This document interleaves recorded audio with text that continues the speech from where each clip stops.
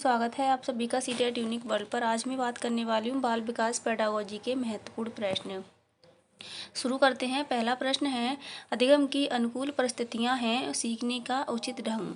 अगला प्रश्न है आपका 2, बालक में अधिगम की शुरुआत कहाँ से होती है। तो बच्चा जब छोटा होता है तो शैशवावस्था से ही बोलना या पढ़ना सीखना शुरू कर देता है। तो अगला प्रश्न है आपका 3, विद्यालय में शिक्षक तथा अधिगम से छात्रों में किन गुणों का विकास होता है। शिक्षक तथा अधिगम छात्रों के व्यवहार का अनुकूलन करते हैं। अगला प्रश्न है आपका 4, सीखने में सहायक शारीरिक कारक हैं परिपक्वता। अगला प्रश्न है आपका 5, संवेग का संबंध किससे होता है। तो संवेग का संबंध मूल प्रवृत्तियों से होता है। अगला प्रश्न है आपका 6, प्रभावशाली शिक्षण के लिए एक शिक्षक को किस तरह का ज्ञान आवश्यक है। तो पाठ्यक्रम संबंधी ज्ञान होना आवश्यक है। अगला प्रश्न है आपका 7, प्रेरणा छात्रों में रुचि उत्पन्न करने की कला है, यह मत किसका है। तो थॉमसन का।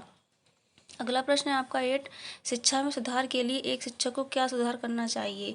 तो रुचिपूर्ण पाठ्यक्रम होना चाहिए जिससे बच्चा पढ़ने में रुचि लेता है।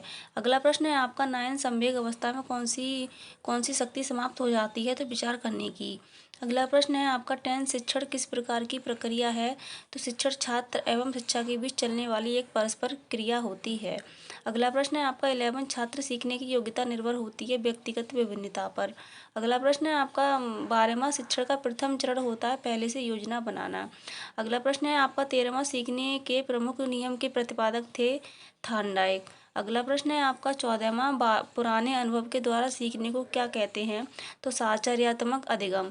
अगला प्रश्न है आपका 15, मनोवैज्ञानिक दृष्टि से पीड़ना का संबंध किस प्रकार की उत्तेजना है। तो यह आंतरिक उत्तेजना है। अगर आपको वीडियो अच्छा लगे तो चैनल को सब्सक्राइब करें, बेल आइकन पर क्लिक करें जिससे कि हम ऐसी वीडियो आपके लिए लाते रहें। Thank you.